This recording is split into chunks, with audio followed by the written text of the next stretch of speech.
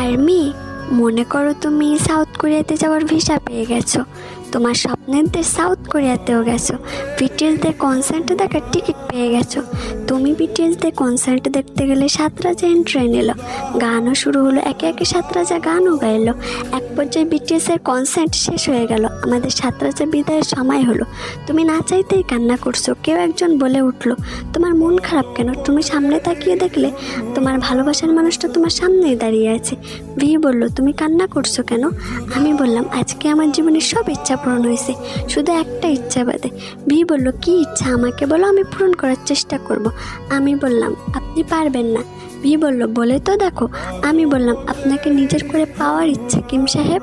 V বলল, আমি তো তোমাকে অনেক আগেই বলেছি আমাকে একজন আইডল হিসেবে ভালোবাসা। আমি বললাম, পারিনি কিম সাহেব, আপনাকে নিজের করে ভালোবেসে ফেলেছি।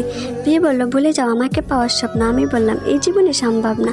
ভি বলল, তুমি পরে কষ্ট পাবে, কারণ আমি তোমাকে শুধুমাত্র একজন আর্মি হিসেবে ভালোবাসি।